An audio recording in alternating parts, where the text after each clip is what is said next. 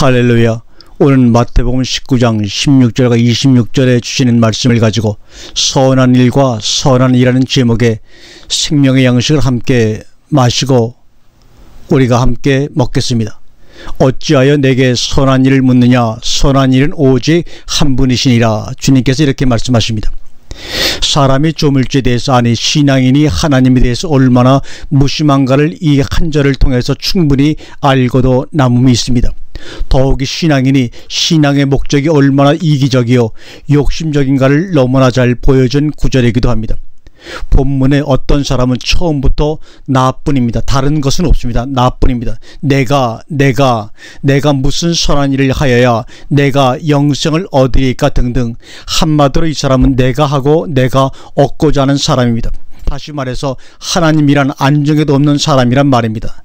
너무나 어이가 없어 듣던 주님이 말씀하시길 어찌하여 내게 선한 일을 묻느냐라고 대답하는 대답을 하셨을까요? 이 주님의 마음이 여러분 와닿습니까? 이 세상에 선한 일이란 없습니다. 당연히 해야 할 일을 해야 할 사람들이 하지 않고 엉뚱한 사람들이 어쩌다 할라치면 하도 귀한 일을 오래가면 했기 때문에 그것을 선한 일이라 한 뿐입니다. 평생 김밥을 말아서 푼푼히 모은 돈을 대학에 기증한 것이 뭐 그리 대단한 일이라고 대통령까지 나서서 법석을 떨 것까지 없지만은 하도 희귀한 일이다 보니 그 일이 그렇게 돋보이는 것뿐입니다. 만약 김밥 할머니가 그 돈을 꽁꽁 묶었다가 자식에게 물려주었다면 그는 당연한 일을 한 것이 아니라 대단히 잘못한 일을 범한 것입니다. 다른 게 잘못한 것이 아니라 그 자식으로 하여금 김밥을 말아서 번 돈으로 대학에 기증할 생각을 하지도 못하고 부모가 물려준 돈으로 흥청망청하게 하는 그것이 잘못이란 말입니다. 김밥 할머니가 물려준 거금이 있는데 김밥을 뭐하러 말며 하루 용돈 다른 아니될 봉급수양을 의욕이 생기겠습니까?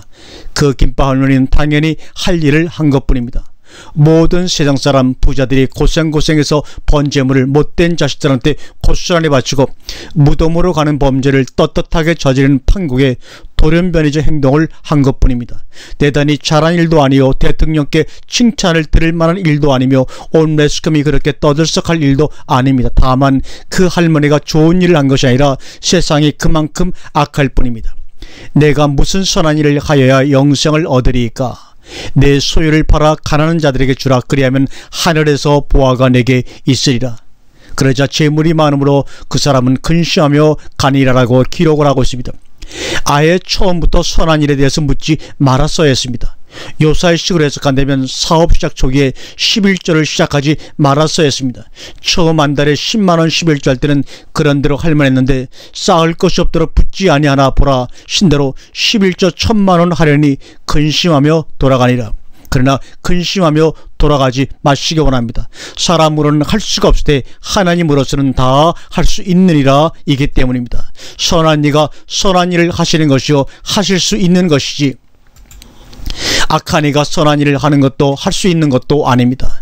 내가 무슨 선한 일을 하여야 라고 묻는 사람은 무슨 선한 일거리를 가지고 있음이 분명합니다. 뭐요? 재물이 많음으로 엔가르 에코 크테마타 폴라 직역하자면 많은 재물을 가지고 있으므로 페이미의 미완료 동사입니다. 어떤 사람이 부자 즉 약대로 비유되는 부자인가? 무엇이든지 재물로 선한 일을 하려 드는 사람이 부자입니다. 그래서 선한 일도 재물로 하려고 영생도 재물로 얻으려고 합니다. 그러나 재물이란 그것이 없는 가난한 사람들이나 필요로 하는 것이지 그 외의 사람들 특히 하늘의 보화를 가진 사람들에게는 별로입니다. 오늘날 기독교인들의 이중적 생활이 무엇인가 하면 현재는 재물이요 미래는 천국이라는 생각입니다. 예수 믿어 현재는 축복이요 죽어서는 천국입니다. 손해볼 것이 없기 때문에 교회 비즈니스가 잘 될 수밖에 없는 것입니다. 그러나 미래적 천국이 현재도 있어야 하고 현재적 재물이 미래에도 있어야 한다. 다시 말해서 재물과 천국은 별개의 문제라는 것입니다. 다만 재물 천국이 영생 천국을 가로막을 경우는 문제는 달라지죠. 오늘 본문의 주인공이 바로 재물 천국 때문에 영생 천국을 포기한 경우입니다. 한국의 크리스찬들이요 사랑하는 형제 자매들이요 아직도 선한 일에 대해서 관심을 가질 용기가 남아있는가? 선한 일만 더해야 되면 영생을 얻을 자신이 있으며 천국에 들어갈 확신이 있는가? 여러분에게 감히 묻고 싶습니다. 아직도 교회에 입고 갈 깨끗한 양복이 있으며 헌금 주머니에 돌아올 때 집어넣을 헌금을 가지고 있는가? 11조를 내고서 아직도 안도감을 느끼고 재직해야 할 때 간섭할 용기가 있는가? 그런 것들이 가난한 자들에게나 주어버릴 재물이 아닙니까? 아직도 그러고 있기에 내가 무슨 선한 일을 하여야 하고 선한 일이나 생각하고 관심을 기울이지 않는 것 아닙니까? 왜 그렇게 하고 있는가? 어쩌라고 그 짓을 계속해서 아직도 하고 있느냐 말입니다. 무슨 보장이 있으며 약속이 있기에 말이요. 계명을 지키라고 하시지 않았는가 하고 반문하시겠지만 계명들을 테레손을 하셨지 누가 계명들 에플락사 지키었나이다 했는가 말입니다. 안식일을 거룩히 지키고 온전한 11조를 바치며 다하여 충성하는 것은 프락소 지키라를 지킨 것이 텔레오 지키르라를 지킨 것이 아닙니다.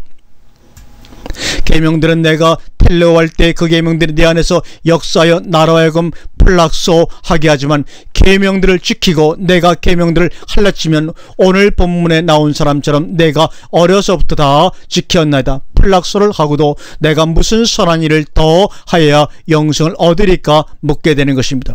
하나님의 계명들을 선한 일의 내용으로 볼 때 이 사람들 같이 되지만 그 계명들을 선한 일로 보게 되면 그 계명들을 플락소할 내용이 아니라 텔레오할 존재임을 알게 됩니다. 영생은 선한 이 그분 자체이지 선한 일의 보상이나 결과일 수가 없다는 말입니다. 그래서 주님은 요한복음 6장 63절에 내가 너에게 이른 말이 영이요 생명이라고 그렇게 말씀하신 것입니다. 아멘.